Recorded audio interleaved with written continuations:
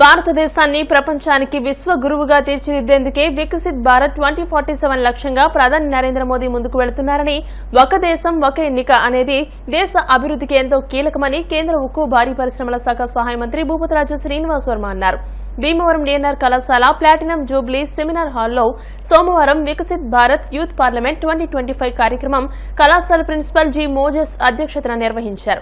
ఈ కార్యక్రమానికి ముఖ్య అతిథిగా హాజరైన కేంద్ర మంత్రి భూపతిరాజు శ్రీనివాస్ వర్మ మాట్లాడుతూ, వికసిత్ భారత్ యూత్ పార్లమెంట్ 2025 కార్యక్రమం ద్వారా ఒక దేశం ఒకే ఎలక్షన్ అనే విషయమై యువత అభిప్రాయాలు తెలుసుకునేందుకు వీలవుతుందని అన్నారు. దేశంలో లోక్సభ, అసెంబ్లీ ఎన్నికలు ఒకేసారి నిర్వహించడం వల్ల ఎన్నికల ఖర్చు, సమయం ఆదా అవుతుందని, సమర్థవంతమైన పరిపాలన ప్రజలకు అందించడానికి వీలవుతుందని అన్నారు.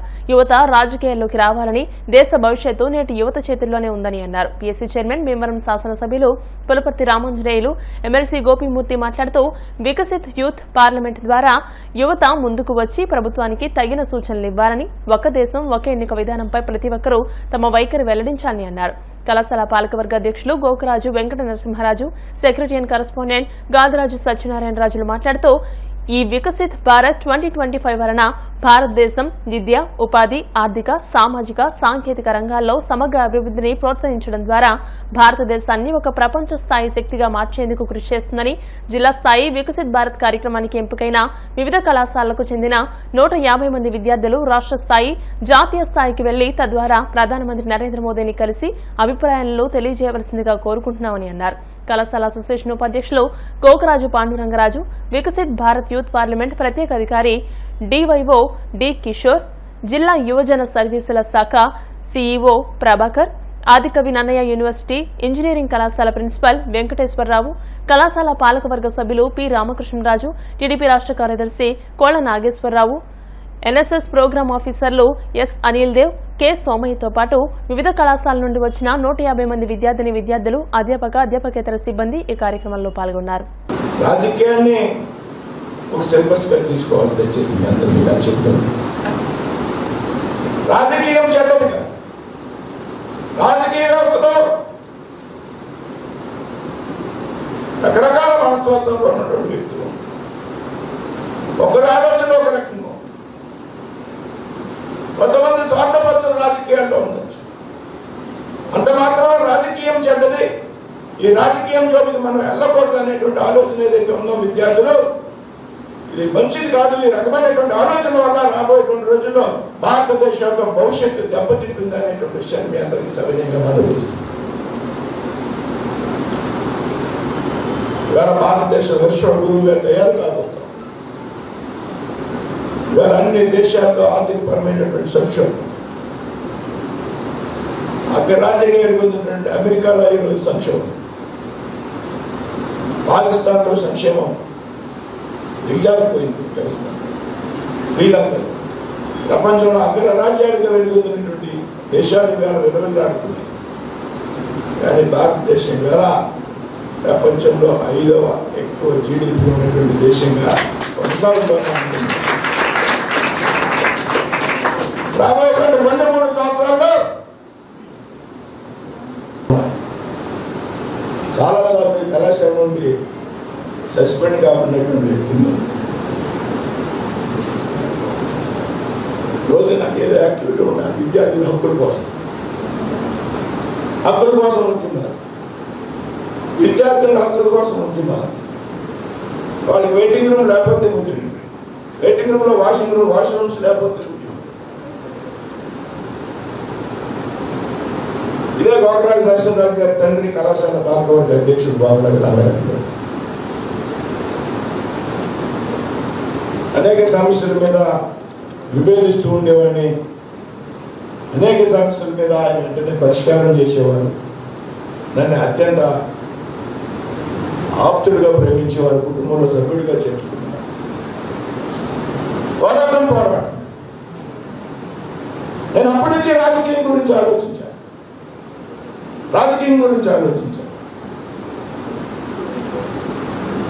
విద్యార్థి ఉద్యమాల్లోంచి వచ్చాను కాబట్టి ఆలోచన సక్రమంగా ఉంది.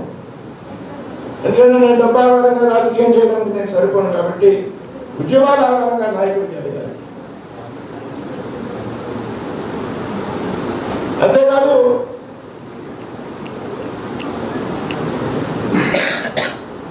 కళాశాల అధ్యాపకుడికి అప్పగించాను.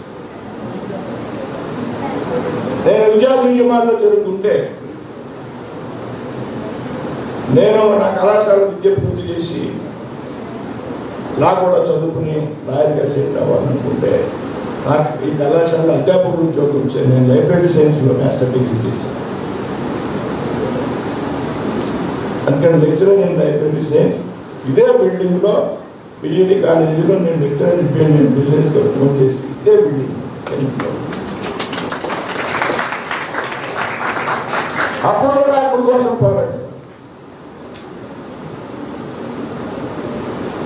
ఆ తర్వాత నేను విద్యార్థి సంఘం నుంచి చిన్నప్పటి నుంచి కూడా విద్యార్థి సంఘాల్లో పనిచేశాను. 90లో భారతీయ జనతా పార్టీలో వచ్చాను. ఎందుకు చెప్తున్నానంటే మీకు రాజకీయాల మీద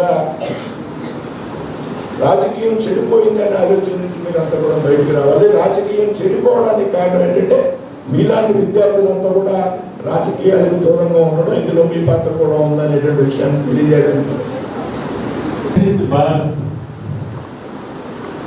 దాని గురించి మీరు ఎవరు ఏం చేద్దాం మాట్లాడిన వాళ్ళు ఎవరు కూడా మీ కాలేజీ గురించి మీ చదువు గురించి చెప్పారు తప్పితే వికసిత భారత్ అంటే ఏంటి, దీని వలన మనకు వచ్చేది ఏమిటనేది మాట్లాడాలి.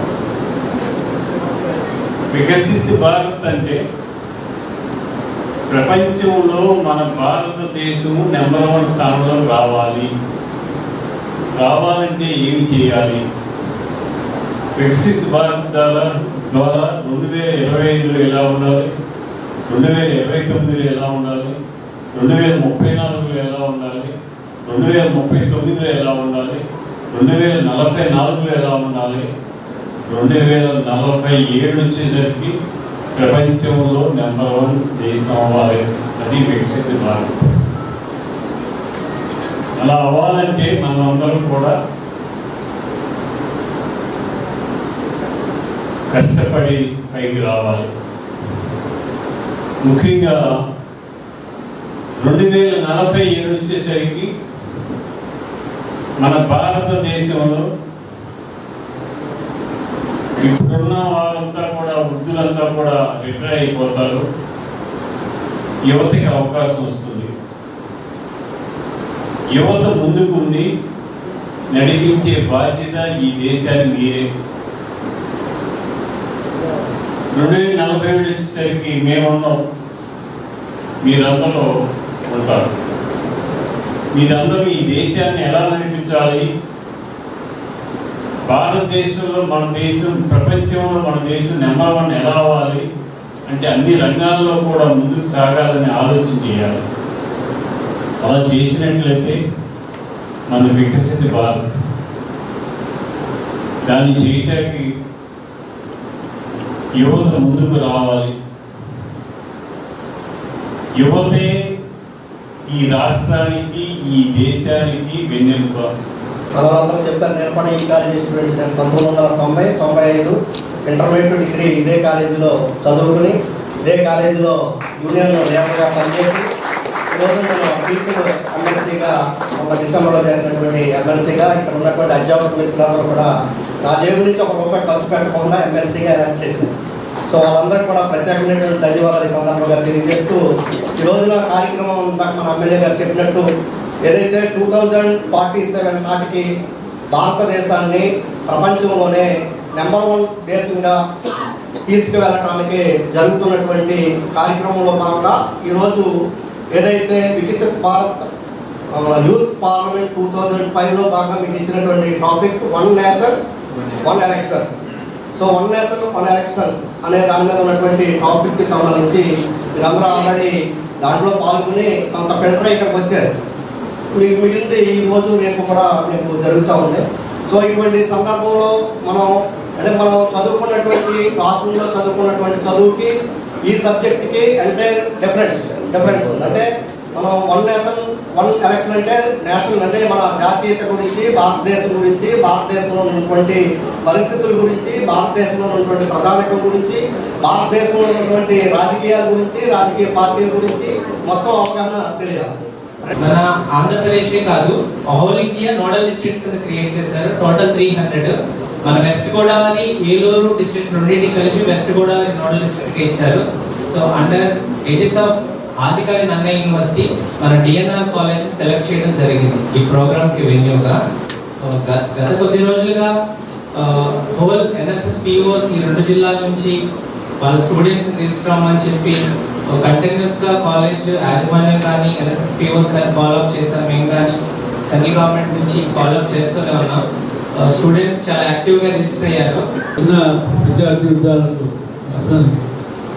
ఎందుకంటే వాళ్ళ కేంద్ర ప్రభుత్వంలో ఉన్న మన మోడీ గారు యువతను బాగా ఎంకరేజ్ చేసి వారి ద్వారా మన దేశానికి అభివృద్ధిలో తీసుకెళ్ళాలని, నేషనల్ లెవెల్లోనే ఇంటర్నేషనల్ లెవెల్లో తీసుకెళ్ళి మన దేశాన్ని ఒక పోటీ దేశంగా తయారు చేయాలని, ఆర్థికం కానీ సామాజికం కానీ పరిశ్రమ కానీ ఇండియా అంటే ఒక గొప్ప దేశమని తయారు చేయాలనే ఉద్దేశంతో ఈ యువతను ప్రోత్సహిస్తూ ఇవాళ వికసిత్ ఇండియా యూత్ ఫెస్టివల్ని పెట్టడం జరిగింది. అంటే ముందు ఈ దేశం అభివృద్ధి చెందాలంటే యువతలో మార్పు రావాలనే ఉద్దేశంతో వీలో ఇంతకుముందు కాంపిటీషన్ పెట్టి ఇక్కడ 150 మందిని పంపడం జరిగింది. ఇందులో నా ఉద్దేశం 10 మంది అనుకుంటా సీఎం గారు చెప్పారు. 10 మందిని మళ్ళీ సెలెక్ట్ చేసి మన నేషనల్ లెవెల్లో తీసుకెళ్ళి అక్కడ మన కాంపిటీషన్తో తీసుకెళ్ళాలనే ఉద్దేశంతో ఈ కార్యక్రమం చేపడుతుంది.